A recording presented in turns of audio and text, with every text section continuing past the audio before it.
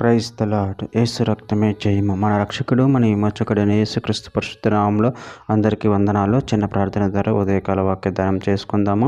పరిశుద్ధుడ మహాగణుడైన దేవ యేసయ్య, సర్వాధికారి నాయన, మీకే వేలాది వందనము, కృతజ్ఞత, స్తుతి, స్తోత్రం చెల్లించుకుంటున్నాను దేవ ఉదయకాలం ప్రభు వాక్య భాగం ధ్యానిస్తుంటే వాక్య భాగం అర్థమట్లు సహాయం చేసి మీ కృపలో బలపరిచి మీకు మాదిరిగా మమ్మల్ని నడిపించమని చిన్న ప్రార్థన ప్రభు యేసుక్రీస్తు పరిశుద్ధ నామములో అడిగి వేడుకుంటున్నాను తండ్రి. ఆమేన్ ఆమేన్. కొరింథీయులకు రాసిన మొదటి పత్రిక 13వ అధ్యాయం 12వ వచనము. ఇప్పుడు అద్దంలో చూచినట్టుగా సూచనగా చూచుచున్నాము, అప్పుడు ముఖాముఖిగా చూతుము. ఇప్పుడు కొంతమట్టిగా ఎరిగి ఉన్నాను, అప్పుడు నేను పూర్తిగా ఎరగబడిన ప్రకారం పూర్తిగా ఎరుగుదును. ఆమె దేవుడి వాక్య భాగం దీవించును గాక. ప్రభునందు ప్రియులారా, ఇక్కడ వాక్య భాగంలో గమనించినట్లయితే ఇప్పుడు అద్దంలో చూచినట్టు సూచనగా చూచుచున్నాము, అప్పుడు ముఖాముఖిగా చూతుము. ఇప్పుడు కొంతమట్టిగా ఎరిగి ఉన్నాను, అప్పుడు నేను పూర్తిగా ఎరగబడిన ప్రకారం పూర్తిగా ఎరుగుదును.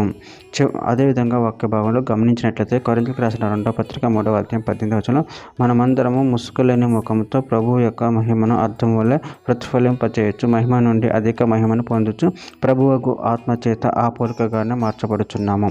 కొరింథీయులకు రాసిన 2వ పత్రిక 5వ అధ్యాయం 7వ వచనంలో, కనుక ఈ దేహంలో నివసించుతున్నంత కాలము ప్రభువునకు దూరంగా ఉన్నామని ఎరిగి ఉండి ఎల్లప్పుడూ ధైర్యం గల వారమై ఉన్నాము.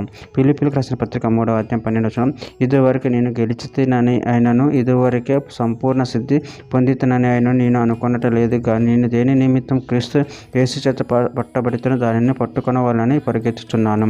యాకోబు రాసిన పత్రిక 1వ అధ్యాయం 23వ వచనం, ఎవడైనా వాక్యమును వినువాడై ఉంటే దాని ప్రకారం ప్రవర్తింపని వాడైతే వాడు అద్దంలో తన సహజ ముఖమును చూచుకొని మనిషిని పోలి ఉన్నాడు.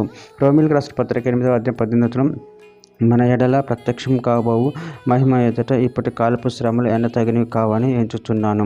యోహాను సువార్త 10వ అధ్యాయం 15వ వచనం, తండ్రి నన్ను ఎలాగూ ఎరుగునో నేను తండ్రిని ఎలాగూ ఎరుగుదును, అలాగే నేను నా గొర్రెలను ఎరుగుదును, నా గొర్రెలు నన్ను ఎరుగును, మరియు గొర్రెల కొరకు నా ప్రాణము పెట్టుచున్నాను.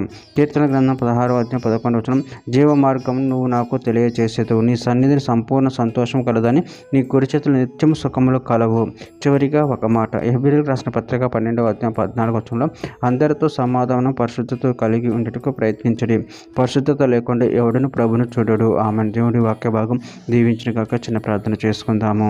పరిశుద్ధుల ప్రేమ కలిగిన దేవ యేసయ్య, నాయన మీరు ఇచ్చిన వాక్యదానాన్ని బట్టి ప్రభు కృతజ్ఞతలు చెల్లించుకుంటున్నాను. మీ పరిశుద్ధత కలిగి ఉండి నిన్ను మహిమపరిచి కనపరచే శక్తిని బలాన్ని మాకు అనుగ్రహించి మీ కృపలో బలపరిచి స్థిరపరచమని చిన్న ప్రార్థన యేసు నామములో అడిగి పెట్టుకుంటున్నాను తండ్రి. ఆమేన్.